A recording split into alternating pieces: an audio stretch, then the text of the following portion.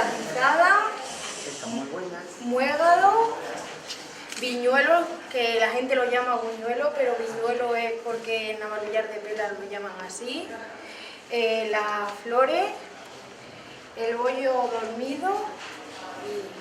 Buenos días, Hola. bienvenida a nuestro centro, me llamo Marta González y os voy a hablar un poco sobre la exposición que tenéis aquí delante en la que hemos querido representar las 11 denominaciones de origen de Extremadura. Como ustedes sabéis, Extremadura tiene un mayor número de denominaciones de origen. Aquí os muestro unos envases de pimentón de la Vera, que es el mejor del mundo y los mejores cocineros de nuestro país lo usan para la elaboración de sus platos. Aquí tenéis un bote de miel Millo de Calibores, que yo siendo de Guadalupe es la que mejor representa a nuestro pueblo y a nuestra comarca y está buenísimo. Aquí os muestro un ejemplar del queso de la Serena, está elaborado con leche de oveja, es un queso muy suave y procede de la comarca de la Serena. Su sabor es suave y está también muy bueno. Aquí tenéis otro ejemplar que es el queso de los Ibores.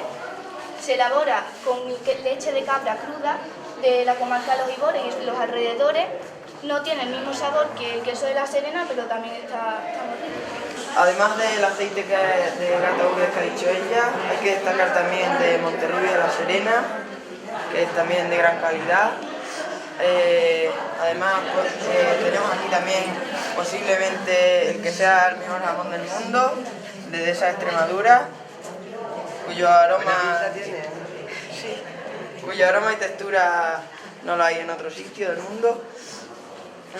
Tenemos también la cereza del Jerte, cuya variedad más famosa y conocida es la picota. Este cartel lo hemos hecho los alumnos de segundo de la ESO en la asignatura de Ciencias Sociales. En él hemos querido reflejar el patrimonio histórico-artístico de Extremadura y si lo veis con mucha atención, falta el arte prehistórico, el de Mérida y el actual. Y si hay un pueblo que tiene el patrimonio con más calidad y más variado es Guadalupe, porque aquí tenemos el claustro gótico, ovejas, la sacristía y el altar. Y estos tienen mucho valor porque aquí trabajaron en ellos artistas muy famosos de la época, como Zurbarán, por ejemplo, y por eso Guadalupe es patrimonio. Pues esta exposición realizada por los alumnos de segundo de la ESO en Ciencias Sociales intenta transmitir dos conceptos básicos. La importancia de la prensa para el estudio de la historia y los principales momentos de la historia reciente de Extremadura. Está formado por dos partes. La primera parte, que podemos ver a una Extremadura autonómica desde febrero de 1983, con sus tres poderes, el ejecutivo, el legislativo y el judicial, con sus máximos representantes. Y a partir de aquí empieza la segunda parte, que está dividida en 5 bloques. Los primeros bloques son los primeros pasos. Se pasa de una asamblea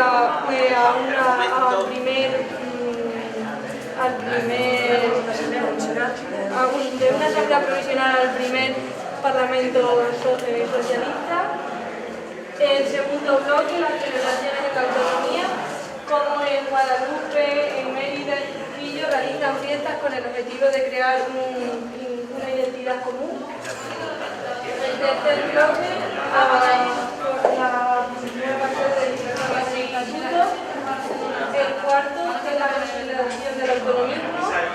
Y por último, el quinto bloque, la madurez, que es la etapa actual donde a partir del fascismo se ha creado el gobierno que tenemos hoy. En ellas muestran las fiestas populares, las tradiciones, los paisajes, los personajes ilustres y dones tradicionales. Este conjunto de carteles los hemos elaborado los alumnos de primero de la ESO para explicar el rico patrimonio natural. En nuestra región contamos con figuras de protección del medio natural con ecosistemas únicos que hay que proteger y rentabilizar de forma sostenible, empezando por la más amplia: Parque Nacional, Parque Natural, Reserva Natural, Zona Ramsar, Reserva Fluvial, Monumentos Naturales, Paisaje Protegido, LIC, Lugar de Importancia Comunitaria, CEPA, y la más simple es son los árboles singulares.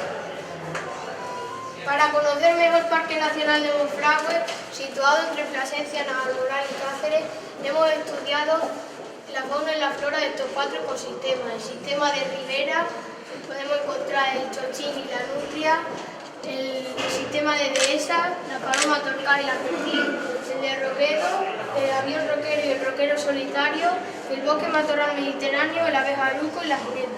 Dar la bienvenida a los miembros de la Asamblea, doña Consuelo Rodríguez Píriz, vicepresidenta primera de la Asamblea, don Pedro Escobar Muñoz, presidente y portavoz de Izquierda Unida, don César Ramos Esteban, parlamentario del Grupo Socialista.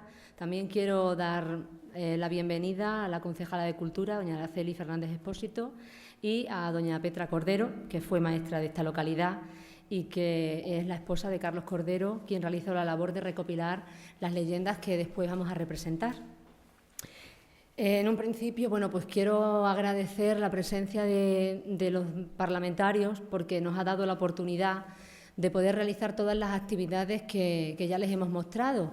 Las cuevas, los productos extremeños que hemos visto de alimentación, los dulces que hemos degustado en el desayuno, que han sido elaborados por nuestros alumnos de PCEPI, todos los murales que hemos visto, los juegos populares que se están realizando ahora mismo paralelo a esta actividad fuera en el patio con los alumnos de primero y de segundo. No me quiero dejar a nadie. ¿A quién más? Vamos a ver, tengo que nombrar la lectura dramatizada de las leyendas que vamos a tener al final. Todo esto ha sido motivado, todas estas actividades, por la visita que tenemos hoy aquí. Me ha comentado antes Consuelo que esto era una especie como de día del centro nuestro, ¿no? Y es algo así, ¿no? Porque todos hemos trabajado muchísimo. Y realmente ha sido un trabajo enorme por parte de alumnos y de profesores, en especial Fermina, que ha sido la coordinadora de todo este acto y de todo el trabajo que hay detrás. Y bueno, aunque ha sido un trabajo muy duro, el fruto de todo esto ha sido que todos nuestros alumnos y todos nuestros profesores hemos conocido un poquito más quiénes somos, de dónde venimos y lo que podemos llegar a ser. Y además nos han hecho sentir orgullosos de que somos extremeños. Y por eso, pues muchas gracias por habernos dado la oportunidad de poder tener esta actividad aquí en nuestro centro. Y ahora, bueno, pues cedo la palabra a doña Consuelo Rodríguez Píriz, vicepresidenta primera.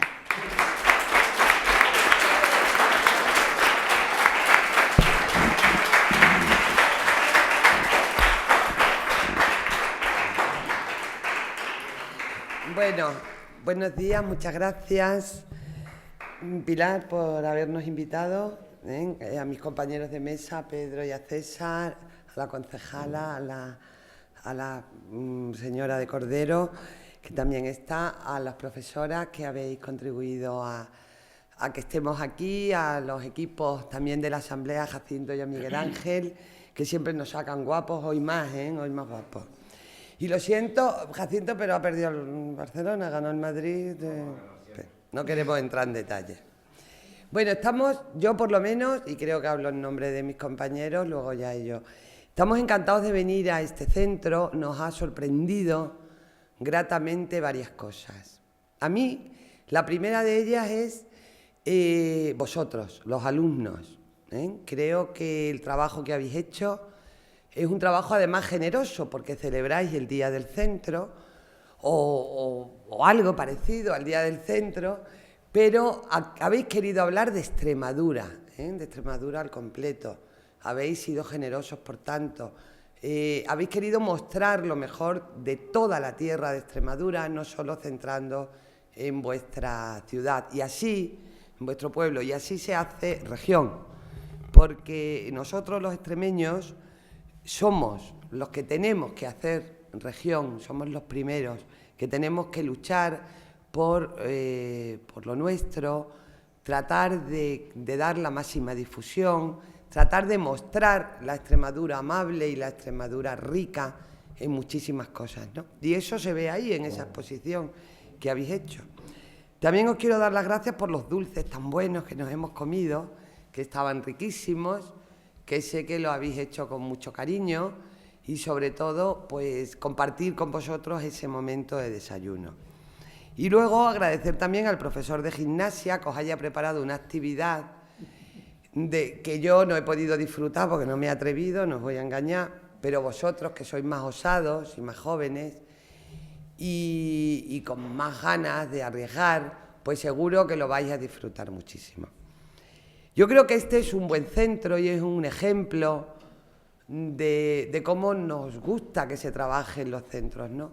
Porque tenéis algo y es el alma de los profesores, ese alma joven dispuesto a entregarlo todo por sus alumnos, por la educación de sus alumnos, por la vivencia, porque en la educación no solo es empollar un libro y aprender de memoria la lista de los Reyes Godos, sino que la educación es la vivencia, la experiencia, el compartir y el colaborar en hacer cosas diferentes, ¿no? Y por eso os quiero felicitar y deciros que estoy encantada de estar aquí con vosotros.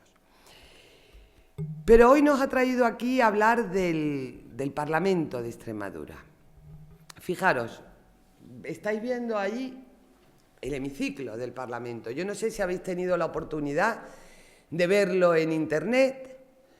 Yo normalmente termino mi intervención invitándoos al Parlamento, pero en esta ocasión voy a empezar por ahí. Yo os quiero invitar a que os sentéis allí arriba. ¿Veis el público que hay allí sentado? Pues ahí os quiero invitar yo a que vayáis, a que estéis en el hemiciclo, a que podáis ver qué pasa allí, a que podáis entender mejor qué es la política. Yo os voy a hablar un poquito de política, porque hablar del Parlamento de Extremadura es hablar de la política, es hablar de la democracia. Fijaros qué palabra tan bonita y que en España es tan joven, como bien sabéis. De eso os quiero hablar de lo que hacemos los políticos, que no es lo que dicen en las teles a veces, por desgracia.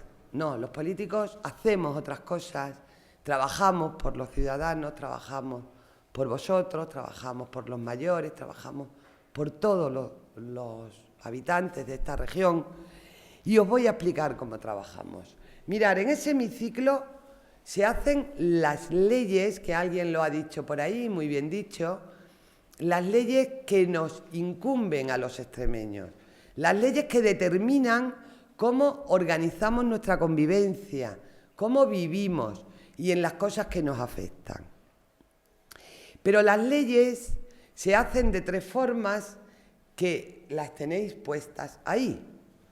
No, ahí tenéis la separación de poderes, pero como ya he visto que lo habíais puesto ahí, pues me lo he saltado.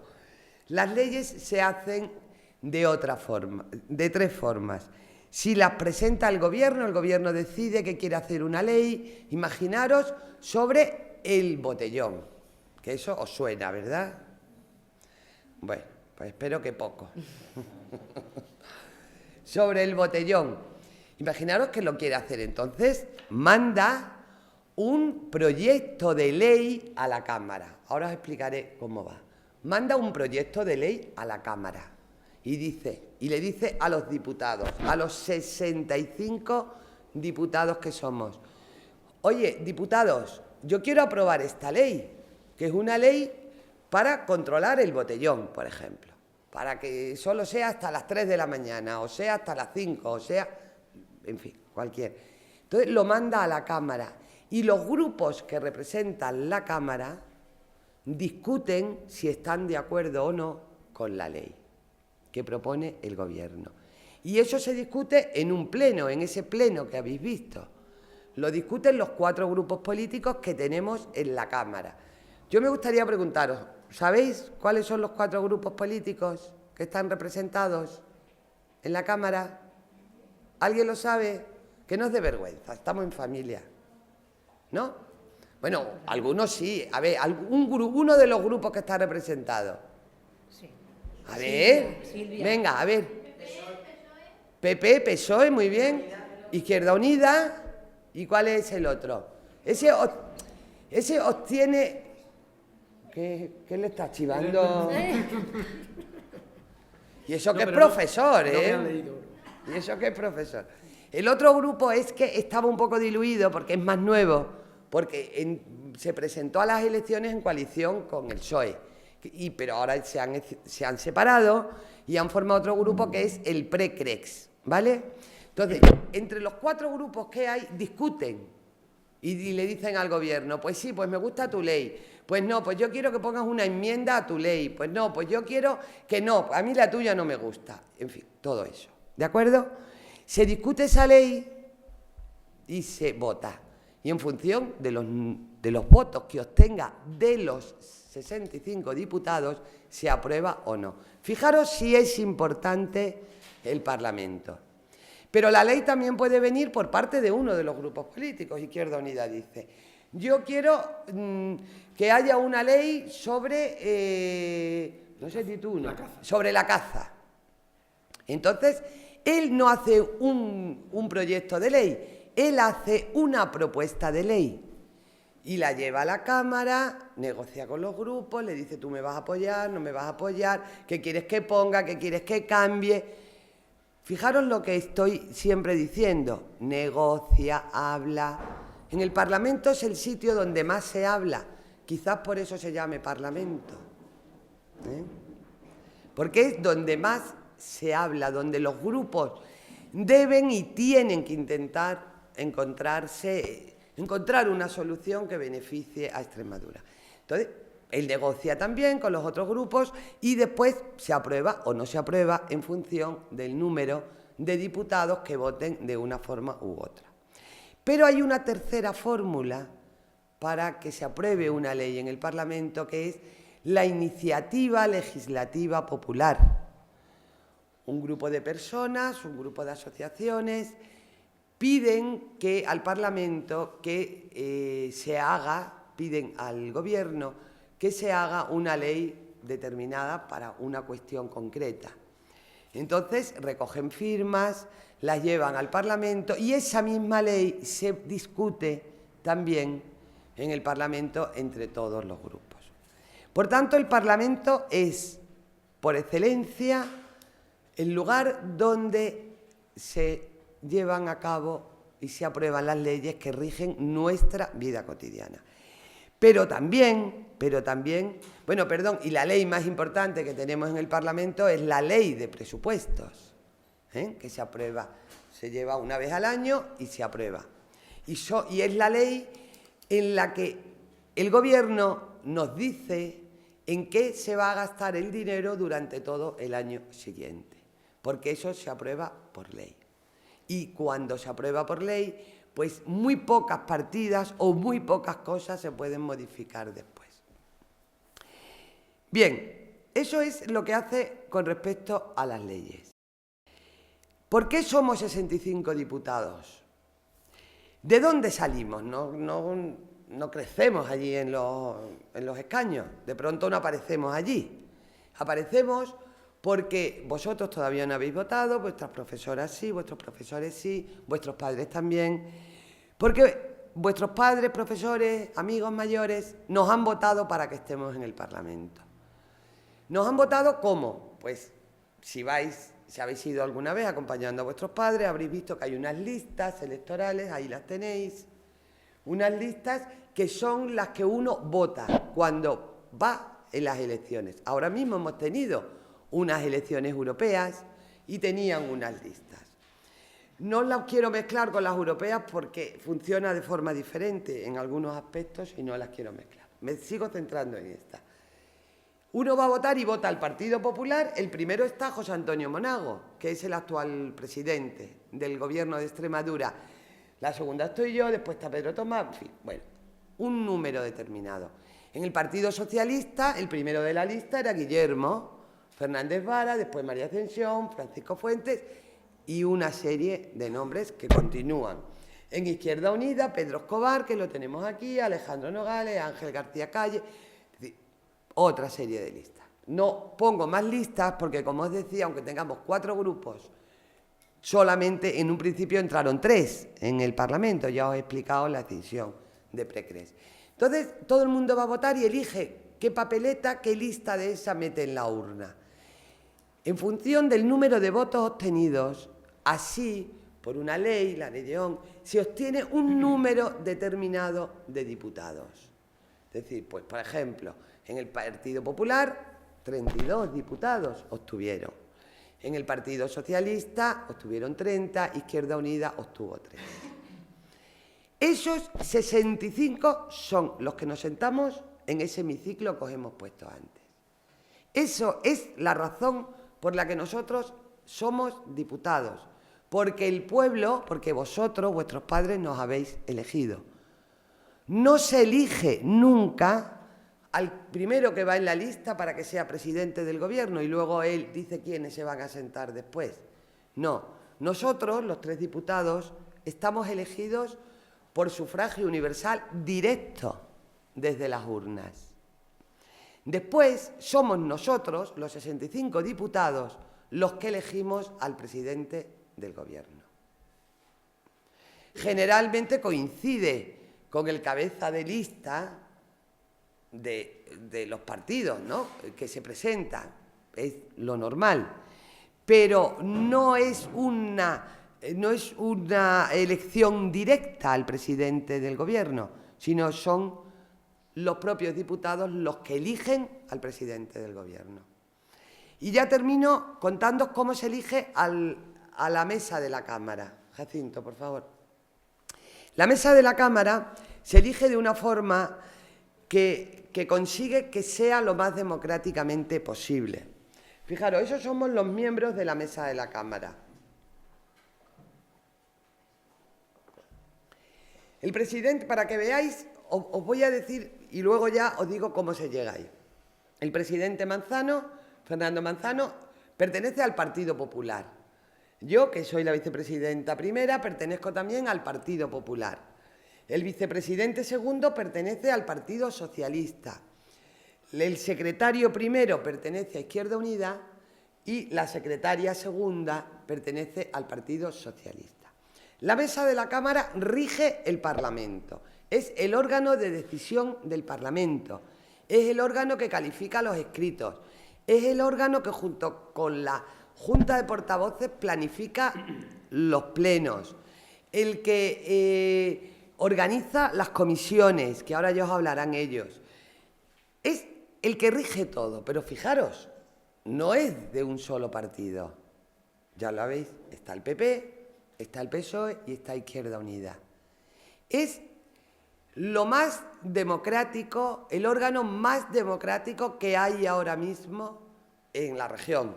¿Por qué? Pues porque todos los partidos están representados. ¿Y cómo se hace eso?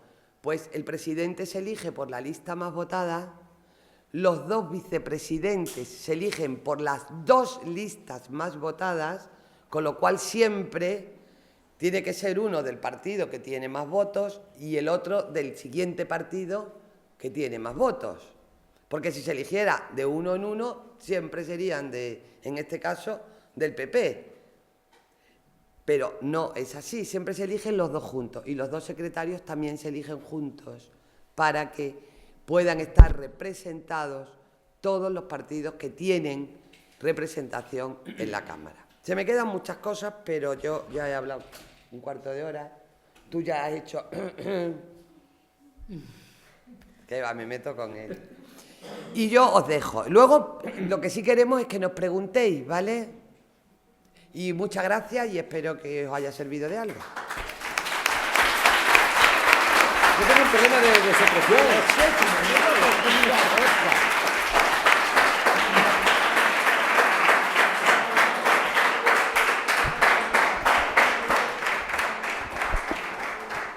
Bueno, pues ahora tiene la palabra don Pedro Escobar Muñoz, presidente y portavoz de Izquierda Unida.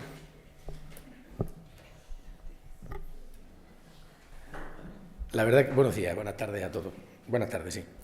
Da un poquillo de respeto enfrentarse a un auditorio así como el vuestro, de gente joven, pero gente bien preparada y que se lo han currado, porque hemos visto que no se tarda un rato en hacer lo que habéis hecho, ¿no?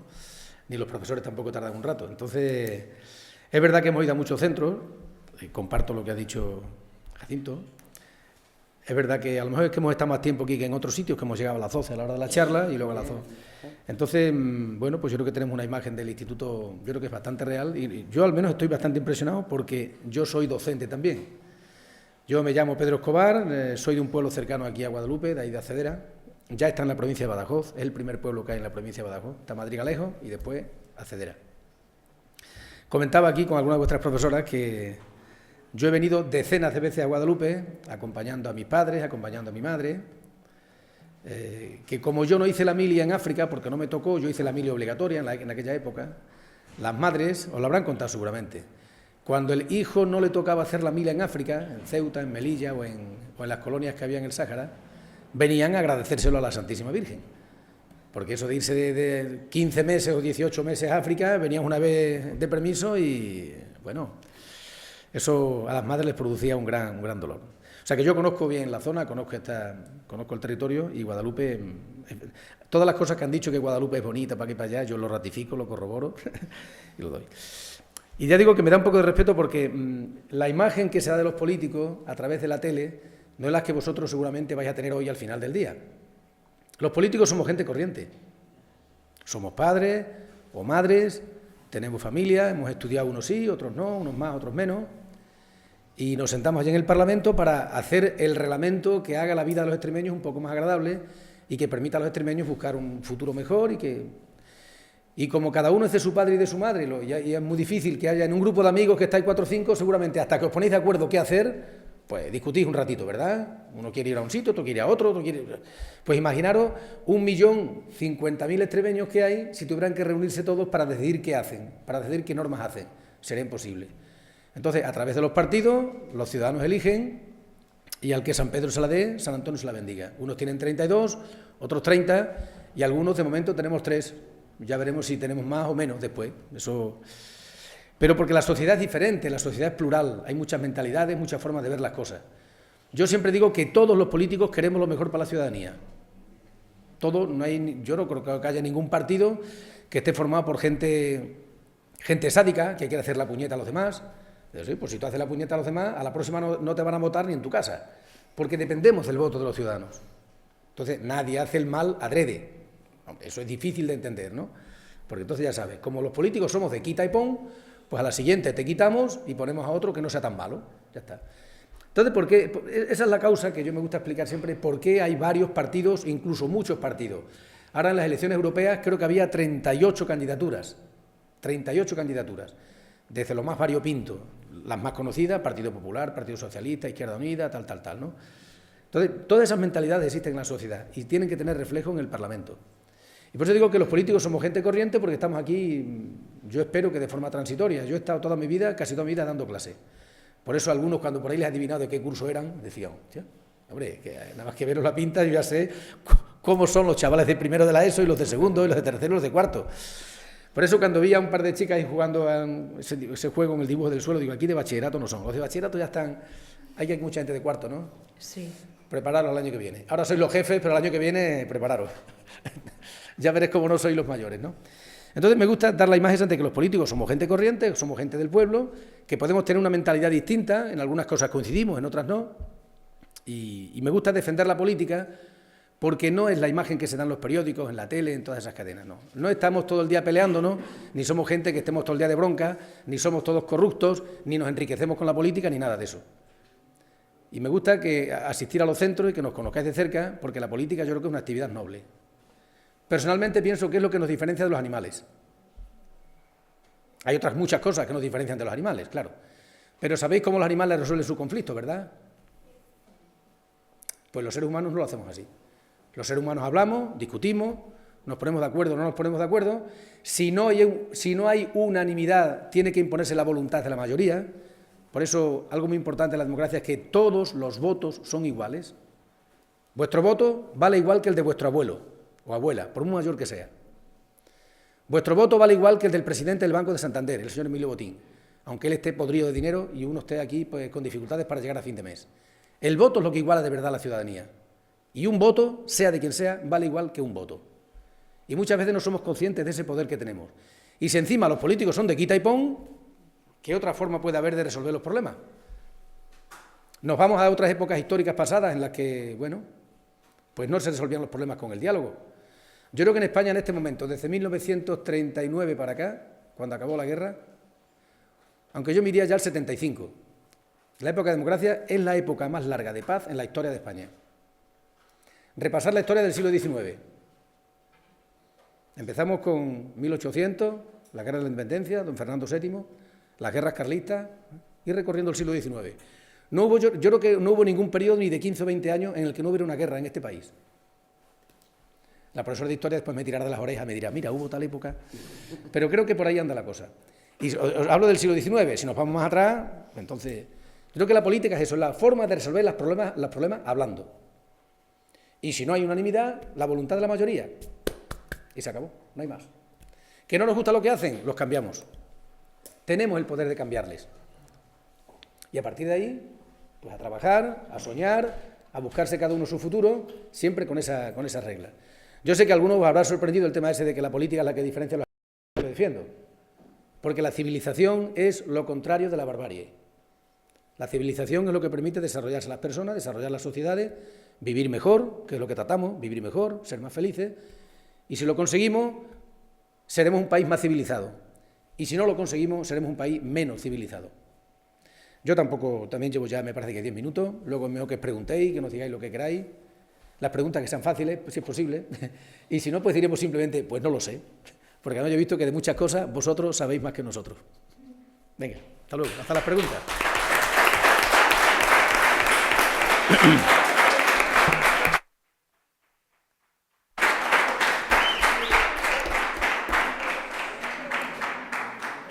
Bueno, pues ahora tiene la palabra don César Ramos Esteban, parlamentario del Grupo Socialista. Bueno, buenos días a todos. La verdad es que quizás sea el que lo tenga más complicado de la mesa, porque soy el último en hablar. Ya han hablado mis compañeros, Consuelo además ha explicado perfectamente cómo funciona el Parlamento. Y además Pedro, como ha dicho, se dedica a dar clases. Yo soy ingeniero y me dedico a hablar con las máquinas, así que creo que lo tengo más complicado que él. Pero bueno, además venir, como han dicho mis compañeros, a Guadalupe siempre es un placer. Siempre es bonito venir a Guadalupe, yo he venido en un montón de ocasiones, andando en coche, en autobús, de todas las formas. Tengo muy buenos amigos en Guadalupe y además tenéis muy buena comida. La morcilla de Guadalupe yo creo que es de las mejores de Extremadura y seguramente de España y del mundo. Entonces, además, cada vez que venimos los políticos a hablar, sobre todo a un instituto, miras a los jóvenes, miras a los chavales y dices, ¿y qué estarán pensando? ¿Qué estarán pensando? Yo no sé qué pasa por vuestras cabezas. Y además porque tenemos la mala costumbre de que hablamos demasiado. Los políticos estamos acostumbrados a hablar mucho, a veces nos enrollamos demasiado y hemos perdido en parte la costumbre de escuchar. Y yo creo que hoy venimos los tres no solo a contaros qué hacemos en el Parlamento, sino para que vosotros nos contéis lo que pensáis, nos preguntéis, incluso nos echéis en cara lo que queráis echarnos.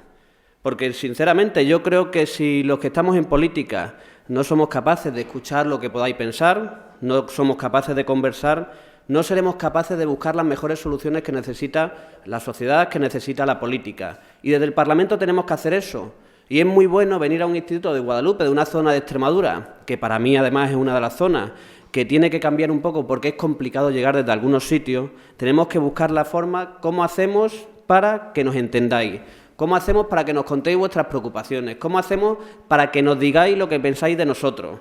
Porque seguramente lo del Parlamento, y cuando lo veáis, os resulte un poco en alguna ocasión distante, os resulte un poco que no va con lo que a vosotros apetece, y nosotros los políticos tenemos la obligación, y en ello estamos, y por eso se hacen estas jornadas en los institutos, tenemos la obligación de que vosotros volváis, y los jóvenes sobre todo, entréis y cuando tengáis que votar confiéis en la política, porque además suele ocurrir una cosa, la gente joven es la que más se abstiene cuando hay que votar, la gente joven y sobre todo actualmente es la que no va a votar, y la política es la que tiene la capacidad de cambiar las cosas, y si no conseguimos entendernos entre vosotros y nosotros, si no conseguimos que nos escuchéis, si no conseguimos al final encontrar una complicidad, va a ser muy complicado que vosotros el día que tengáis que ir a votar, que echar vuestra papeleta en una urna, nos vayáis a votar, porque diréis, con los rollos que nos sueltan estos, que no entienden lo que sufrimos, lo que pasamos, nuestras preocupaciones.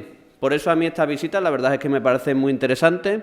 La verdad es que Pedro y yo además tenemos una desventaja, que hemos hecho un recorrido muy duro. Yo reconozco, me decían que la política era un era una profesión de alto riesgo y hoy lo he comprobado. Yo creía que estaba algo más en forma, estaba a punto de quedarme en mitad del recorrido, pero bueno, me han dicho además que nosotros hemos sido los que hemos inaugurado el recorrido. Yo os animo a que lo hagáis, seguro que lo hacéis en menor tiempo que nosotros. Yo he estado a punto de, en mitad del recorrido, parar, pero no podía salir, el problema es que tenía que terminar. Pero bien, como digo, yo no me quiero enrollar más porque creo que lo importante es que aquí hablemos y que vosotros nos digáis lo que pensáis, que vosotros nos preguntéis no solo de cómo funciona el Parlamento, sino cuál es vuestra percepción de la política, ¿vale? Cuál es vuestra percepción de los políticos, cuál es vuestra percepción de las cosas que hacemos bien y las que hacemos mal. Y además también incluso que propongáis, que nos digáis, ahora tenéis aquí a representantes de 3 grupos parlamentarios y nos podáis decir, oye, pues yo creo que en educación sería bueno que plantearais no sé qué. En educación, en sanidad, en vuestro colegio, en lo que tenga que ver con vuestro pueblo, porque eso es lo que tenemos que hacer los políticos, hablar menos y escuchar más. Por eso yo ya me voy a callar y os toca el turno a vosotros, que sois los que tenéis que intervenir, tenéis que preguntar y tenéis que debatir.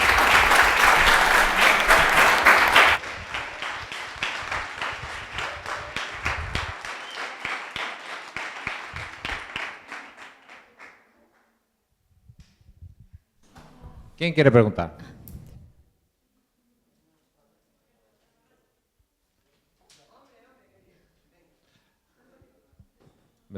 Decid vuestro nombre y hacéis la pregunta, por favor. Hola, buenas tardes, soy Robert. Toma, coge el micro. Y mi pregunta es, ¿qué carrera consideran la más adecuada para la actividad política? ¿Qué carrera consideran la más adecuada para la actividad política?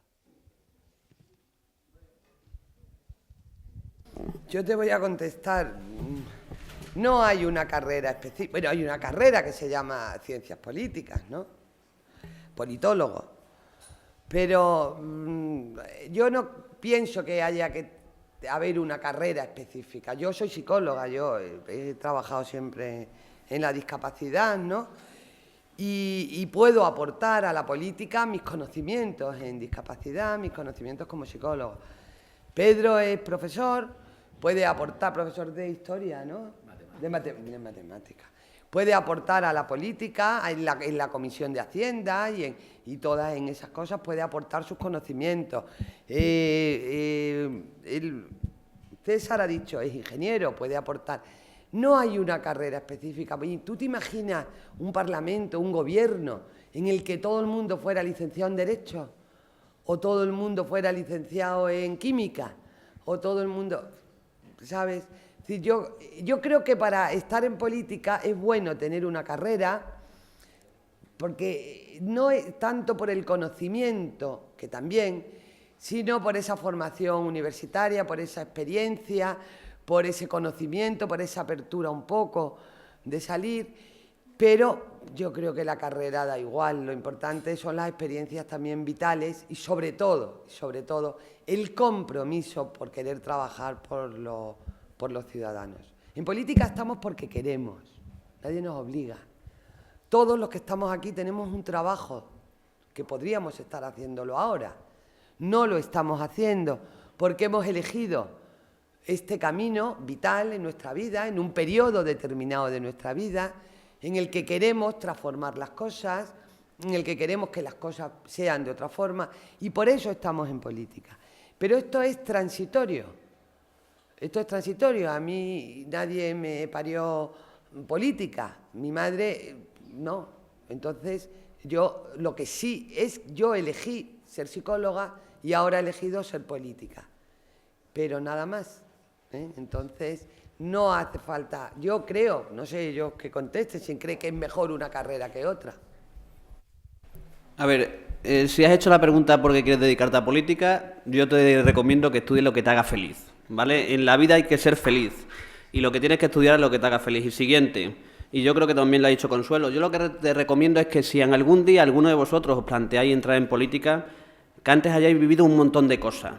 Porque los políticos que han conseguido vivir antes un montón de cosas, en un montón de ámbitos, en el profesional, en el personal, en el asociativo, van a conseguir ser más conscientes de los problemas de los ciudadanos. Entonces yo os recomiendo, primero, que si a alguno le gusta la política, nosotros encantados, esperar un poquito para que no nos acojáis el relevo tan pronto, pero lo que sí tenéis que hacer es vivir un montón de cosas antes. Tenéis que conseguir eso. Y para alguien que se quiere dedicar a la política, aunque no ha sido tu pregunta, Sí voy a decirte una cosa, lo mejor es que os mováis en el movimiento asociativo, sois jóvenes, en el movimiento asociativo juvenil, en el movimiento asociativo cultural, porque es lo que permite, es lo que da la base después a la forma de funcionar la política. Yo fui coordinador de un grupo SCAUT, he estado en el sindicato, he estado en asociaciones juveniles, he estado en mi empresa trabajando, y eso al final lo que te da es el que puedas aportar a la política todo lo que necesita la política.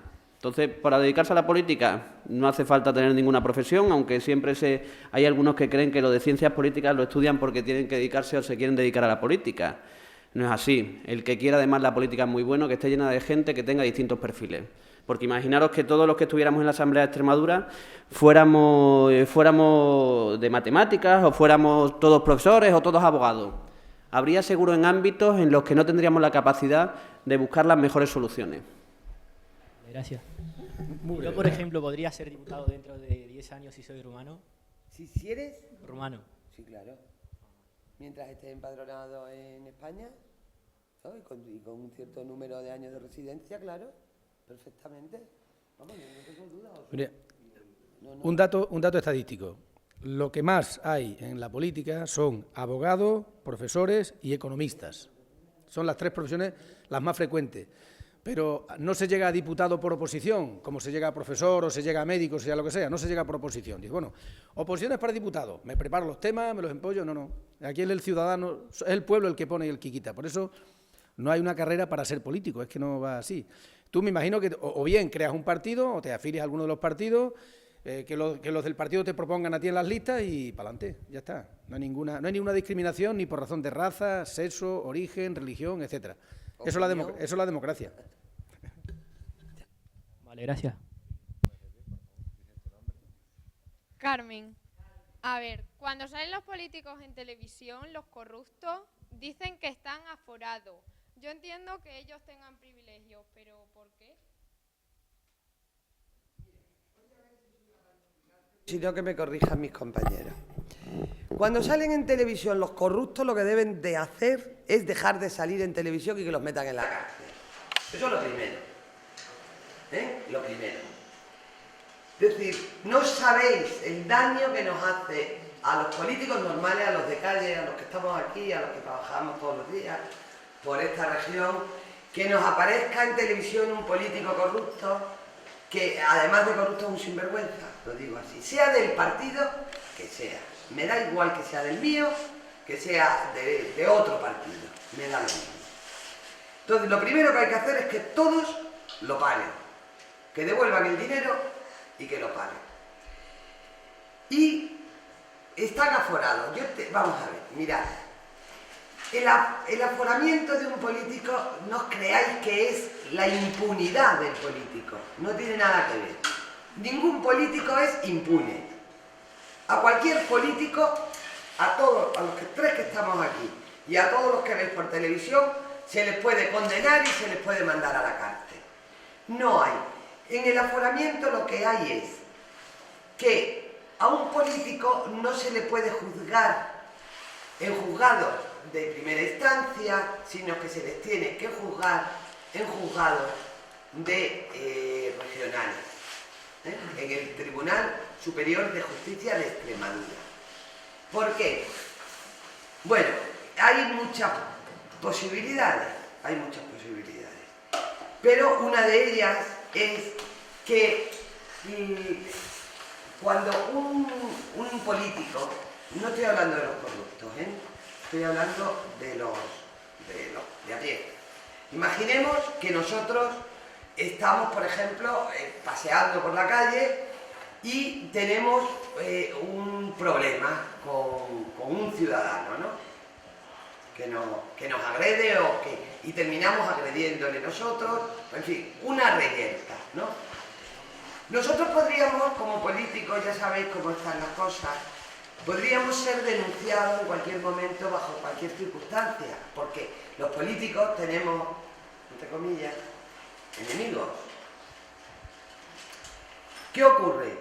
Que cuando a un político no se le puede llevar directamente a la cárcel a la comisaría, sin que previamente no dé la autorización del Parlamento, eso es así. Corregidme porque sin que previamente el Parlamento dé autorización. ¿Por qué? Pues porque estaríamos entonces entrando y saliendo de las comisarías permanentemente. ¿Lo comprendéis? ¿Sí o no? ¿Cada vez que usted esté cabreado? Claro, cada vez que alguien se dijera, pues no me ha puesto a mí la acera en mi calle, pues lo voy a denunciar por lo que sea. Estaríamos todo el día entrando y saliendo. Entonces, eso es para lo único que sirve el aforamiento, para que el Parlamento diga dónde están las pruebas, efectivamente, este diputado ha hecho esto, pues que vaya a jugar y que vaya a la cárcel. ¿Lo entendéis? Pero nada más, el aforamiento no es la impunidad, no hay nadie en España impune, que se lo pregunten al yerno del rey. No hay nadie en España que sea impune a la ley. Eso ocurría en la época franquista, ahora no. Entonces, el aforamiento simplemente lo que hace es que los diputados no seamos víctimas de acoso en muchas ocasiones. Yo os dejo la palabra por si queréis redondear. Yo solo voy a poner un ejemplo, porque además se considera un privilegio. Algunas cosas creen que se considera un privilegio, pero son una garantía del sistema democrático algunas cosas. Yo voy a poner un ejemplo, lo ha dicho antes Consuelo. Imaginaros que hace muy poco hemos presentado una moción de censura, ¿no? Cada voto podía decidir si cambiaba el presidente de la Junta o no. Vosotros os imagináis que yo yendo de Cáceres a Mérida ese día, un guardia civil que quiere que no cambie el gobierno. Llega, me coge, me detiene, se busca una justificación y me lleva a la cárcel. Mi voto ya no vale. Y una decisión de ese tipo puede llevar a que al final los ciudadanos no se sientan o no puedan estar representados. Entonces, hay determinadas cosas que se les suele llamar privilegio que no lo son, que son garantías del sistema democrático. Igual que si no, tendríamos determinados problemas para decir nuestra opinión, estaríamos todo el día, es decir, se utilizaría lo que dice Consuelo, estaríamos todo el día entrando y saliendo de la cárcel, juzgados y tal.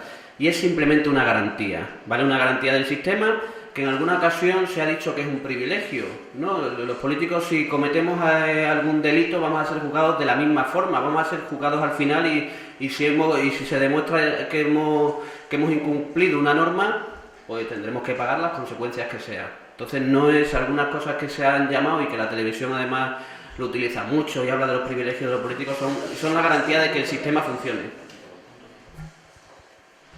Muy breve, porque ya César y... Si yo conduzco con bebido y me trincan, me quitan los puntos, me quitan el carnet y me caigo con todo el equipo. Es más, si sale en la prensa, seguro que son bastante más duros conmigo, por ser político, que con mi vecino, que algunos pues lo han pillado porque se aguantan. Y si a mí me pillan bebiendo con una tasa de alcoholemia de 0,4 y tal, pues mira, y pues... hay muchos políticos que dimiten por cosas de esas, ¿eh? O sea, y si yo pego a mi mujer y soy maltratador, ya despídete de la carrera política, se acabó. Y además, por supuesto, va a la cárcel y paga. O sea que lo del aforamiento, imaginaros que yo en un meeting o en una asamblea digo, las eléctricas están robando a los ciudadanos para acá y para allá. Como las eléctricas no tienen dinero ni tienen equipos de abogados, digo, ven acá, que te vas a enterar, ¿eh? Me meten un pleito y me machacan. Pero si estoy en el ejercicio de mis funciones como diputado, yo estoy protegido frente a las eléctricas. Yo puedo hacer mi actividad política sin presiones, sin actividad de tipo mafia, etcétera, etcétera. Es lo único que hay para que los diputados puedan ejercer con libertad su función. Respecto a los delitos que comete el común de los mortales, no tenemos ningún privilegio, ¿eh? Al contrario, el que mete la pata lo paga con dureza, ¿eh? O sea que no tenemos tantos privilegios, al contrario.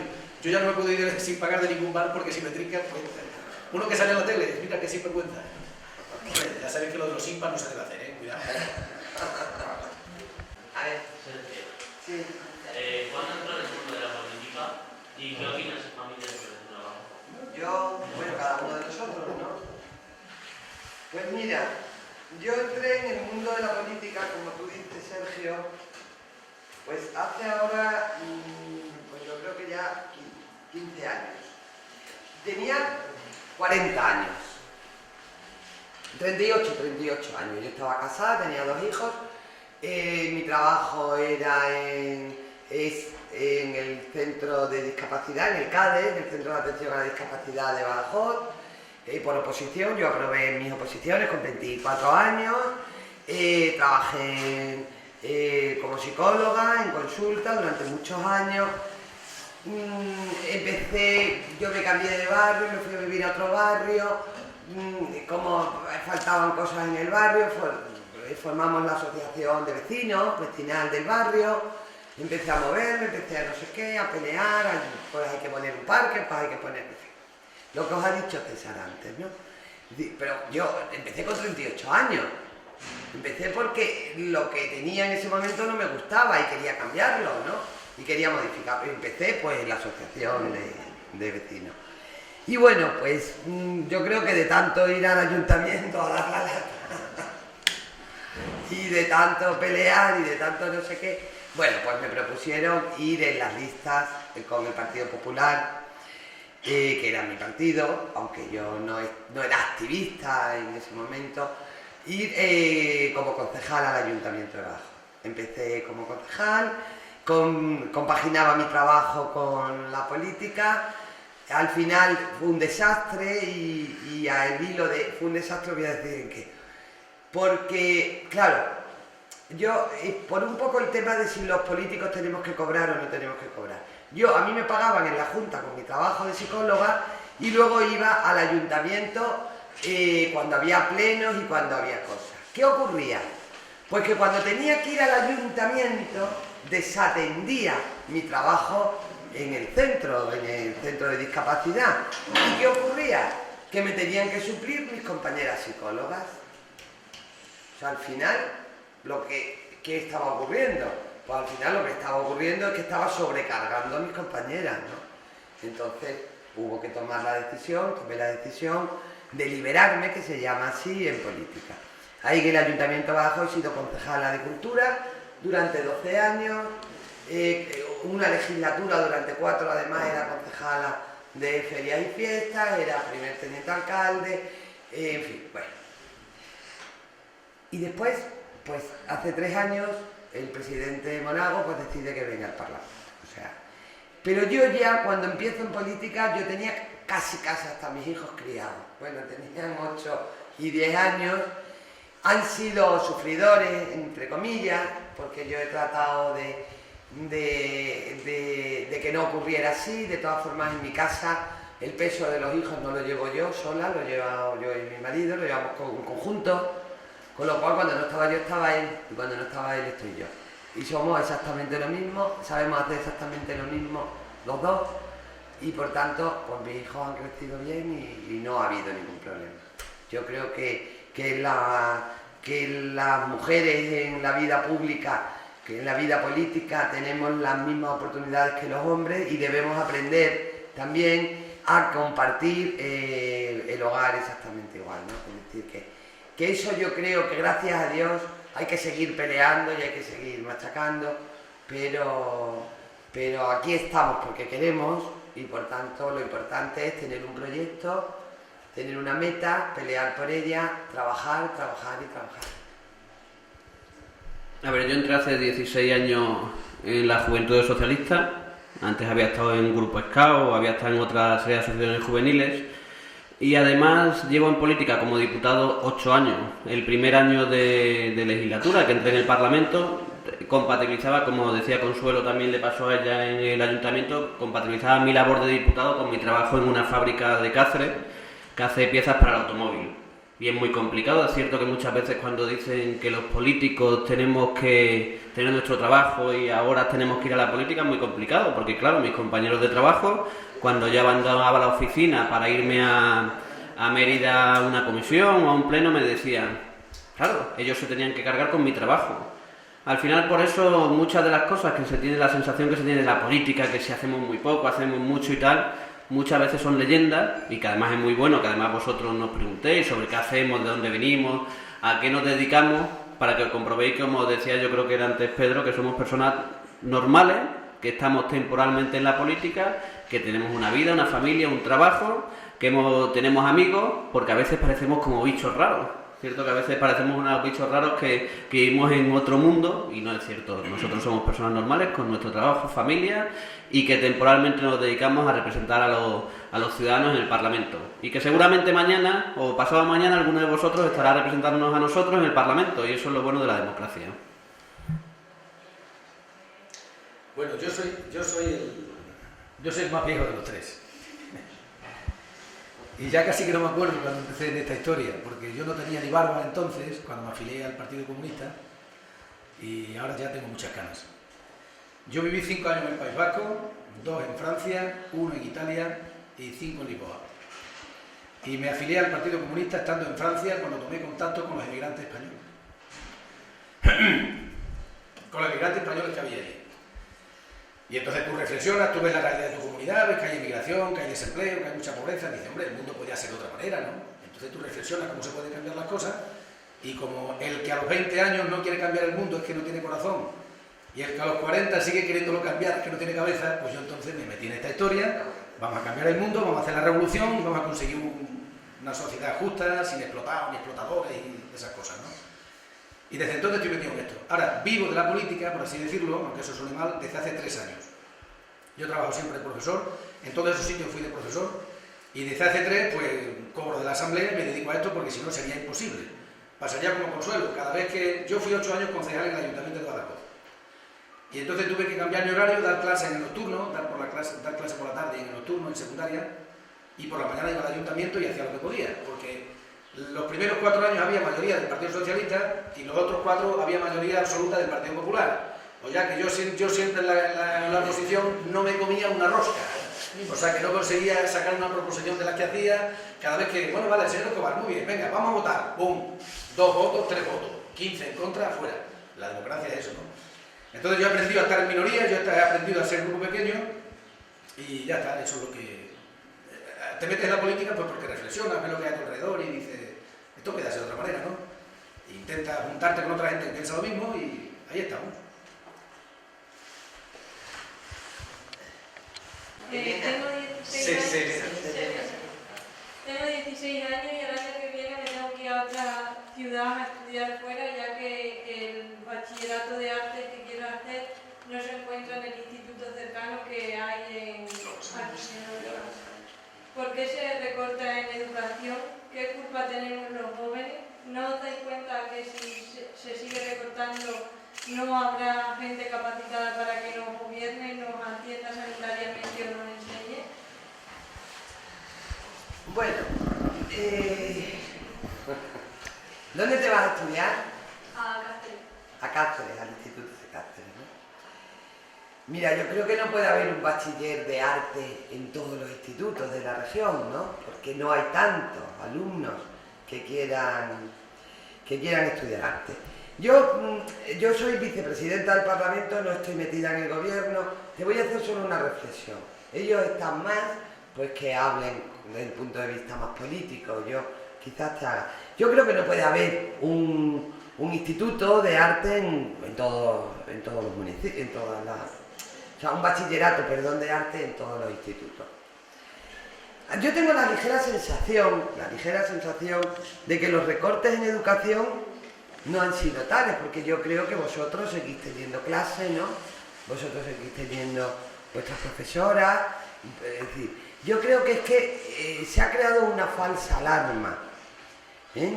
Obviamente lo que ocurre es que cuando no hay que repartir, y hay líneas rojas que el gobierno extremeño ha intentado no pasar, como es la sanidad, como es la educación.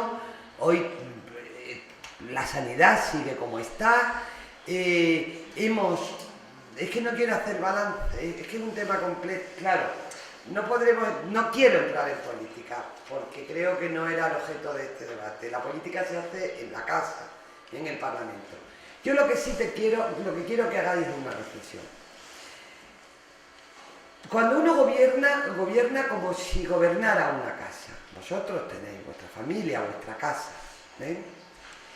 Cuando en esa casa entran unos ingresos, porque vuestros 2 padres trabajan, pues lógicamente os podéis permitir una serie de cosas que no os podéis permitir cuando solo trabaja uno de vuestros padres, ¿no? Y ya no te cuento cuando, por desgracia, no trabajaran ninguno de los 2, ¿no? ¿Qué quiere decir esto? Pues que si el gobierno ha tenido que hacer algunos ajustes y si sobraba un poco de aquí, cambiarlo de sitio y ponerlo aquí, es porque no había más. Porque hemos estado inmersos en una crisis global, prácticamente mundial, y europea nos cuento.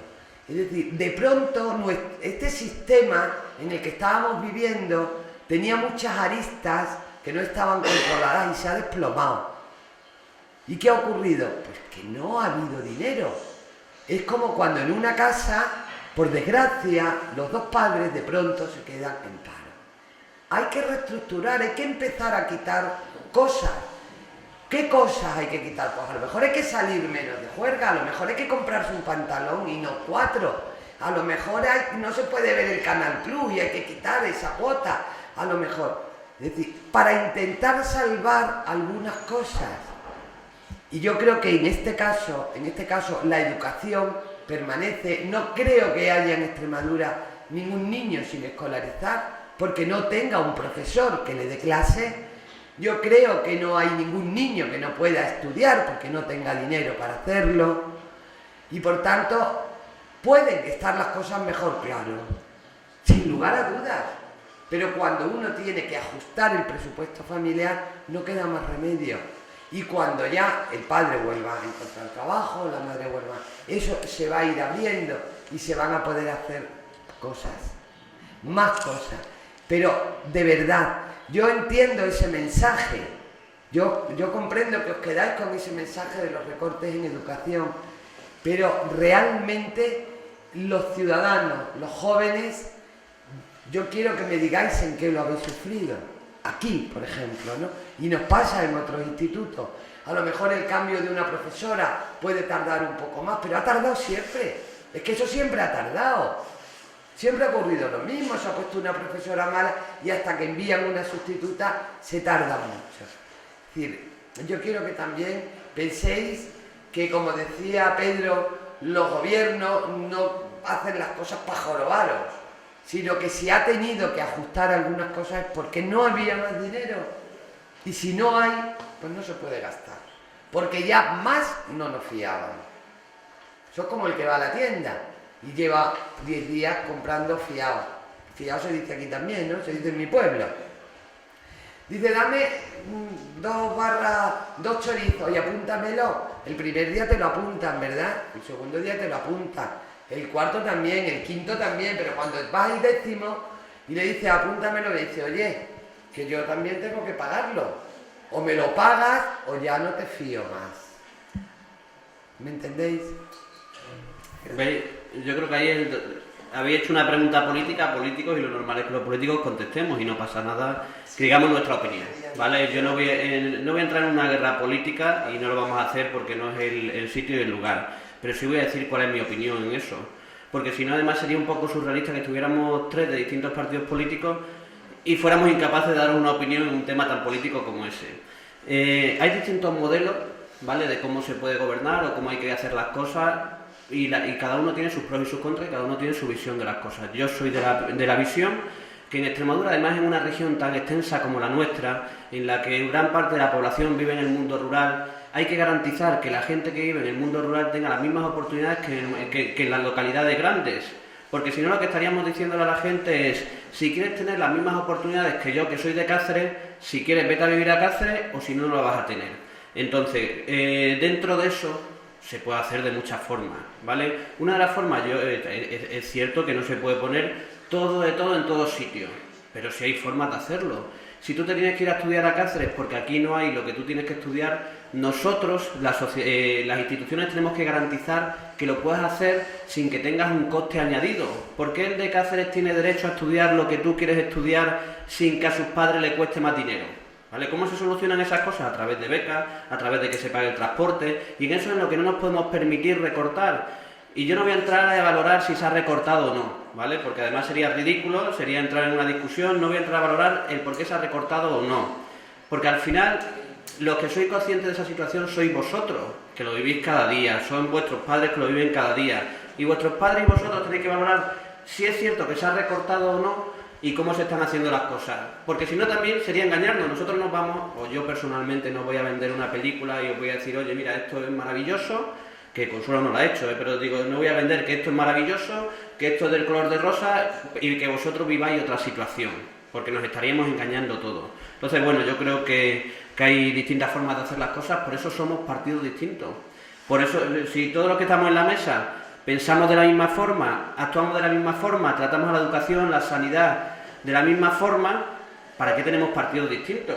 Sería ridículo y votaríamos siempre en el Parlamento igual, ¿vale? Entonces hay distintas formas. Yo entiendo lo que dices, entiendo perfectamente que digas, oye, ¿por qué me tengo que ir a estudiar a Cáceres? ¿Vale? No pasa nada que te tengas que ir a estudiar a Cáceres, yo soy de Cáceres, una ciudad muy bonita, pero sí es interesante, sí es importante que garanticemos que si tienes que irte a vivir a Cáceres, a tus padres no les cueste más que a la gente que es de Cáceres. Esto es lo que hay. Hay distintas posiciones y distintas formas de ver los problemas. Eso es la política. Entonces las mayorías se imponen sobre la minoría. Yo ahora te voy a devolver la pelota. ¿Por qué tus compañeros de Alía tienen que madrugar un poquito para venir aquí, mientras que los que estáis aquí en Guadalupe, a lo mejor podía estar media hora más en la cama que ellos? Porque no hay suficiente alumnado mejor en Alía para ver un instituto como aquí. ¿Y los del Eurosano? Pues entonces, al año que viene, todos los alumnos de Alía y de Guadalupe, para ir al instituto, tendrán que madrugar un poquito más para ir a Eurosano, y así sucesivamente. Entonces yo creo que es más fácil establecer un sistema de becas y de ayudas que traten de compensar la desigualdad de oportunidades que tú tienes, a que haya bachillerato de arte con 5 o 6 alumnos en cada sitio. Porque claro, tú necesitas profesores, queremos una enseñanza de calidad y queremos que... No sé si me explico. Y mira, en la época en la que yo empecé a estudiar, yo hice magisterio porque para hacer medicina había que irse a Salamanca o a Sevilla. No había universidad en Extremadura. Había magisterio y ya sabes. O a través del seminario o con beca. Quiero decir que en una comunidad como la extremeña, con muy poca población, densidad de población tan baja, es muy difícil que los jóvenes extremeños tengan las mismas oportunidades que los chavales que viven en Getafe o en Leganés, que se cogen el metro y ¡pum!, llegan a cualquier sitio. Ese es el problema. En cualquier caso, yo creo que es verdad que se dedica a educación, pues una parte importante del dinero, está garantizado por presupuesto al menos el 20%, o sea, de cada 100 euros del presupuesto, 20 van para educación. Lo que pasa es que si en vez de tener 5.000 millones, tenemos 4.000 millones, pues claro, ¿y el dinero dónde sale? El dinero sale de los impuestos. Y a nadie le gusta que le suban los impuestos. Entonces yo quiero buenos servicios, pero no quiero que me suban los impuestos. Eso es contradictorio. Yo no puedo tener buenos servicios si no hay una presión fiscal, y ahí empezamos a discutir. Yo creo que había que harían falta tales impuestos, y otros creen que no, otros creen que tal. Ahí entra el juego de la política, ¿no? Pero que vamos, que yo creo que el sistema está en que hay que establecer medidas complementarias de becas, transporte, comedor, etcétera, etcétera, para que todos tengamos las mismas oportunidades. Y en la medida en la que conseguimos que todos tengamos las mismas oportunidades, pues seremos un país civilizado y democrático, o estaremos un país en el que las diferencias sociales crecen y volveríamos a los años 70, a los años 80. ¿Quién tiene parientes en el País Vasco, en Cataluña o en Madrid? Es que soy muy viajero, es que os gusta mucho viajar. ¿Por qué se ponen otros parientes? Porque aquí no había vida, no había posibilidades. Yo tengo más familiares en Vitoria que en Aceder. De vez en cuando voy a Vitoria a mis parientes porque no están aquí, ¿no? Quiero decir que yo creo que las cosas hay que cambiarlas y hay que conseguir que la gente viva mejor y sea más feliz. Y que nadie quede sin hacer lo que le gusta. Esa es la lucha de la política. Te proponen una cosa, te proponen otra. Al que le toca gobernar y dice, pues esto es lo que tengo. Pues con esto, a ver dónde van a quedar los buenos. Esa es la realidad de la política. Pero si no perdemos la capacidad de soñar, siempre seguiremos la brecha para que eso sea posible. Gracias, Elena. Marta. ¿Por qué los ciudadanos se desentienden de la política? Marta, yo te voy a devolver la pregunta. Vosotros sois los ciudadanos. Decidnos por qué os desentendéis de la política. Claro, Marta. Es que vosotros sois los ciudadanos. Nosotros podremos especular, podremos decir, pues se desentienden porque, claro, encienden la televisión y que si este ha robado esto, que si este ha cogido lo otro, que si el otro no sé qué. Sí, claro. Nosotros podemos encontrar esa desafección de los ciudadanos frente a los políticos sea esa. Pero vosotros, ¿por qué creéis, Marta? Yo de verdad te lo pregunto a ti, te la devuelvo. No es que sea gallego, que devuelves la pregunta, o lo pongo en portugués, ¿no? No es por devolverte la pregunta. ¿Por qué piensas que los ciudadanos tenéis desafección a la política? A ver. No sé, que no estoy muy metida en el mundo de la política porque no tengo todavía edad y estoy... Bueno, no te preocupes. ¿Alguien de vuestros algún compañero podría decirnos algo? ¿Algún profesor podría decirnos algo? ¿Puedo decirlo yo? Sí, claro. Vamos, aquí puede hablar todo el mundo que esté en la sala. Pero los móviles no. Yo voy a decir porque creo que la gente está un poco retirada de la política. Y es porque a lo mejor ven que hay problemas y los políticos no les ponen remedio. Me refiero, por ejemplo, en estas últimas elecciones hubo un debate entre el PP y el PSOE en la televisión. Y con la que está cayendo en España, no se habló de corrupción. Fracaso total. Fracaso total para los dos. Entonces eso la gente lo nota como que los políticos no hacen caso a los problemas que ellos tienen reales. Los problemas reales son: ¿tenéis basura en vuestra casa? Estoy nervioso, ¿eh? Pues no te pongas nervioso que te estás haciendo estupendamente. ¿Tenéis basura en vuestra casa? Limpiadla, pero limpiadla de verdad. Y como tú has dicho al principio, hay alguien que es corrupto, metió en la cárcel, pero al día siguiente, pero que el partido entero, o sea, que nadie lo tape. No, lo has hecho mal, al juzgar y a la cárcel. Ya está. Ese problema le tiene los políticos.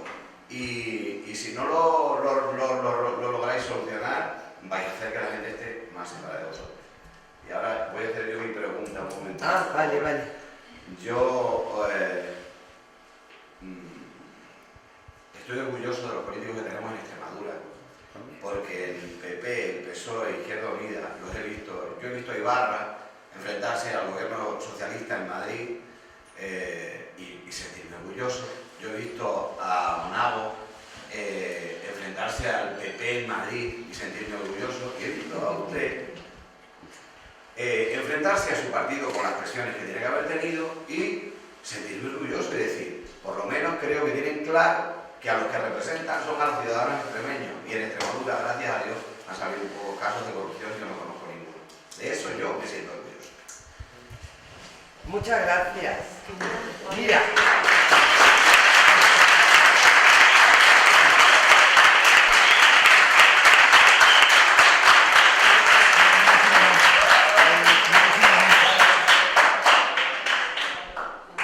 Marta, la pregunta que tú has hecho, esa es la que nos hacemos los políticos, y a ver cómo conseguimos conectar con la gente para que se crea lo que les cuento.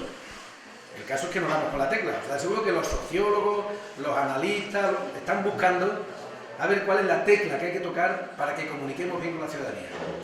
Porque no lo conseguimos. Está claro que esa es la pregunta del millón. Es la pregunta fácil, ¿sabes? Yo solo, y con esto yo creo que además he dado en la clave, el problema primero es que hay una crisis. Y la crisis ha hecho que la gente tenga muchos problemas y que no vea que nosotros somos capaces de solucionar los problemas. Entonces es cuando se fijan en la política y le piden a los políticos, que para eso estamos ahí, que se lo solucionemos.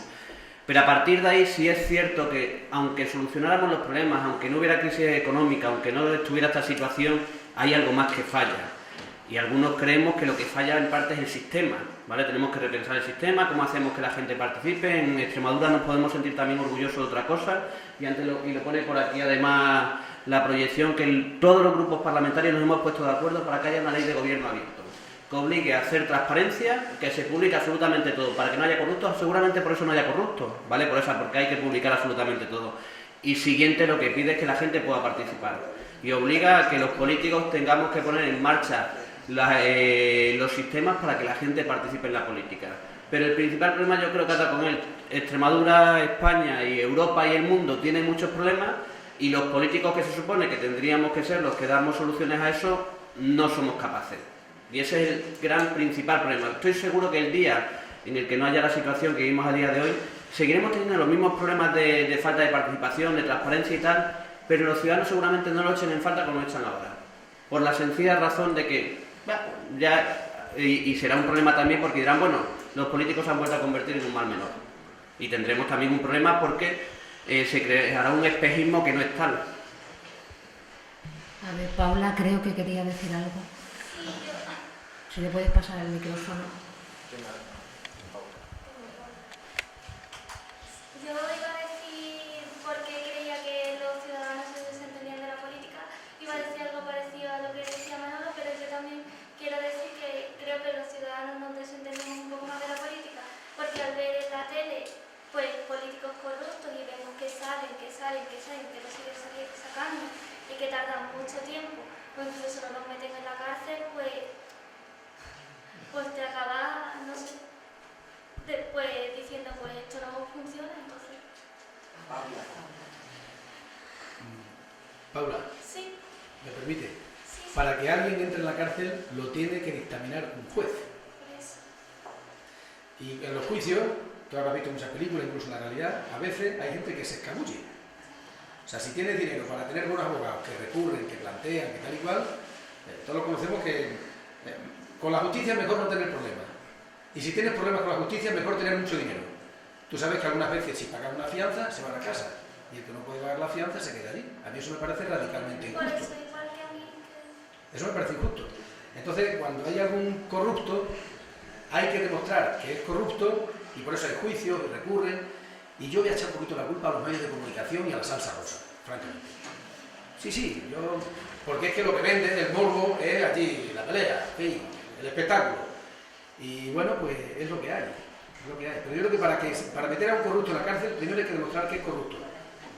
Y después que los jueces estén un poquito más ligeros, que a veces oyen los juicios y llevan 5 o 6 años con los temas, que ya la gente se aburre y dice otra vez, Bárcenas, otra vez, Gürtel, otra vez, los Eres. Y es que el sistema democrático es muy complicado, porque todo el mundo es inocente hasta que se demuestra que es culpable. Y a veces se nos escabullen, se nos van desde las redes de la justicia, se nos escapan. Bueno, yo quería, Paula, primero darte las gracias, Manuel, porque no estamos acostumbrados a que nos echen flores algunas veces. Pero a Paula, mira, Paula, te voy a contestar, cariño. Tienes toda la razón del mundo, pero Pedro lo ha dicho bien. Hay casos que también han sido muy mediáticos, de otra índole, no por corrupción, sino, bueno, pues alguien que ha matado a alguien, ¿no? Y los juicios tardan muchísimo en salir.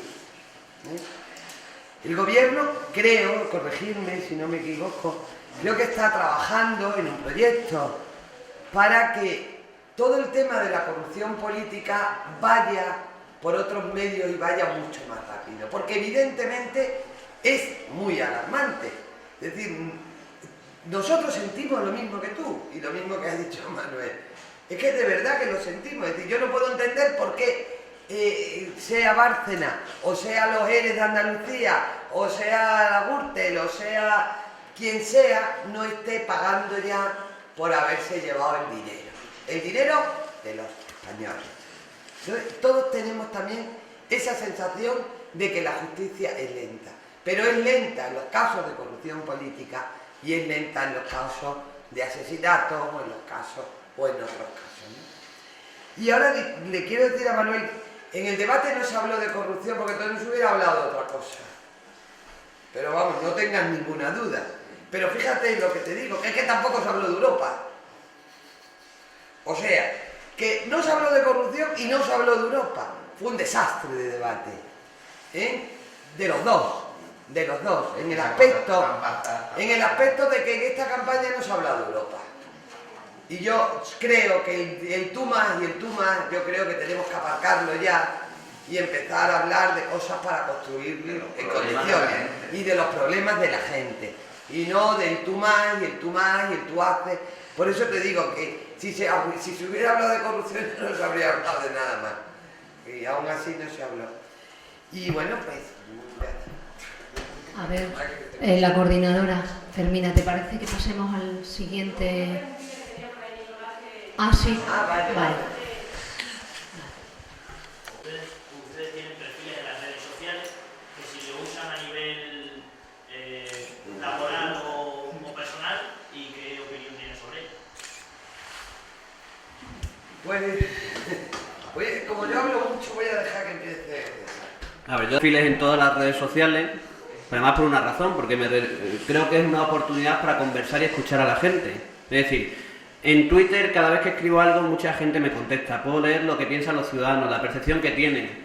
Es muy complicado, y más en Extremadura, que es tan sumamente extensa, llegar a todo el mundo, escuchar a todo el mundo, hablar con todo el mundo. Las redes sociales nos dan la oportunidad de cambiar eso.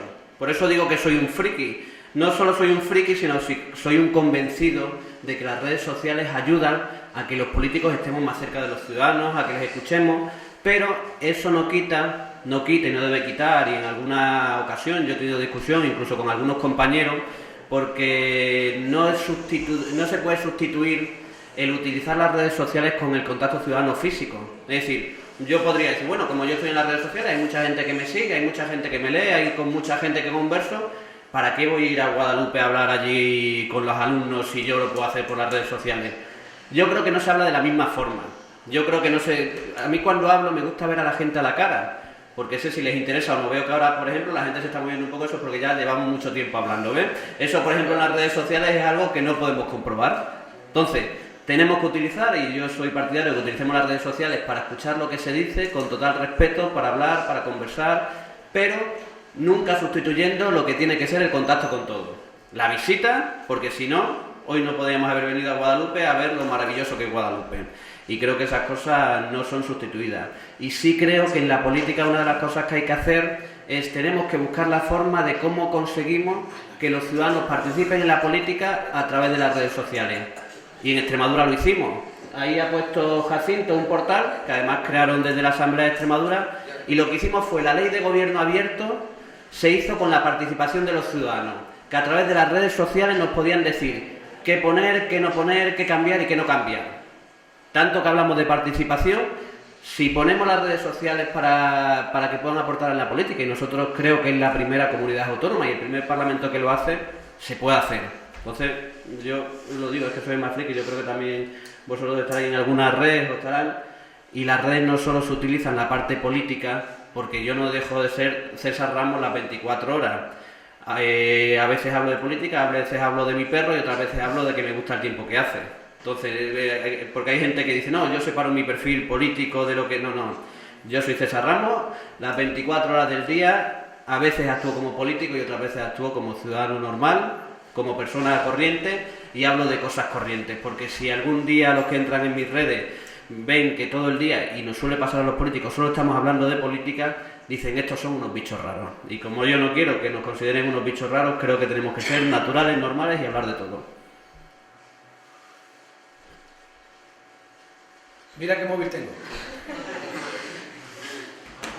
Mira qué reloj tengo. Mis hijos dicen que soy un desastre, porque no estoy en las redes, no me gustan. A veces lo comparo, en fin, parece que es el sitio en el que se desahoga y ahí todo el mundo... Y no, me gusta más el face to face. Sí, tengo la madre de mis hijos, la que lleva allí el Facebook y la que entra y me dice, oye, si entras de vez en cuando y te enteras de lo que dice y lo que dices. Es que no tengo tiempo. Es que no soy capaz de atenderlo, no puedo sacar 10 minutos. Anoche estuve, se me comentaba Consuelo, anoche borré 320 correos de mi Hotmail. Porque es que tenía ya, creo que eran 800 y pico sin leer. No tengo tiempo, no soy capaz. Pero yo creo que es una herramienta de comunicación que hay que aprovechar, que tiene potencialidades y bueno, pues no es la única manera. Yo me gusta ver la cara de la gente, me gusta hablar a la gente mirándola a los ojos. Pero es verdad que allí llega mucha gente, tiene no sé cuántos amigos, te piden amistad, se la das, no se la das, te entras, contestas, todo el mundo lo rebota. Pero también unas veces por pudor. Yo mi espacio personal, mi espacio de familia, me gusta guardar un poquito. Pues yo estoy en el medio, entre el friki y el no friki. Yo tengo Facebook, que lo uso regular. Empecé en Twitter y lo dejé y yo voy a dar mi opinión. Yo creo que las redes sociales permiten comunicarse con mucha gente al mismo tiempo, pero también permiten incomunicarse con mucha gente durante mucho tiempo. En casa pasáis muchísimo tiempo tuiteando, muchísimo tiempo en Facebook. Hay un chiste en Navidad que corría por las redes sociales que era, tengo un problema, ¿dónde se pone? Cuando pongo la mesa de Navidad, ¿dónde pongo el móvil? ¿A la izquierda o a la derecha? Es decir, se llega a ese punto. Yo creo que las redes sociales son buenas, pero yo me gustaría de verdad que los jóvenes encontrarais la clave mágica para saber llevarlas sin que os absorbiera todo vuestro tiempo. Todo el tiempo que tenéis libre. Y lo digo por propia experiencia. Mi hija es una lectora insaciable, ella tiene 24 años, insaciable, se leía un libro a la semana. Desde que está con el Twitter, el otro, él sigue a este, sigue al otro, se acabó los libros. Ya se lee un libro, si acaso, cada 15 o 20 días o un mes. Ese es el problema de las redes sociales, ese es el problema. Es decir, que sustituís todo vuestro ocio en las redes sociales. Cuando vais de viaje con amigos a una excursión, en vez de ver lo que estáis viendo, lo que estáis es haciendo una foto rápida para mandarla, para ver qué os contestan. Entonces, os da igual que estéis en la Catedral de Burgos, os da igual que estéis en la playa de Marbella. El caso es que los demás que no han ido se enteren que tú estás allí. Claro, y si no se lo cuentas, es como si no hubieras ido. Es decir, de verdad, por eso yo quiero que las redes sociales se cojan un poco con alfileres. Es decir, claro que hay que estar en las redes sociales. El mundo es global, estamos en las redes sociales. Pero todo hay que contarlo en las redes. Todo. Es decir, solo podemos ser felices si a otro le decimos dónde estamos. Y cuando mandamos fotos en las redes que pueden ser peligrosas dependiendo de quién las coja.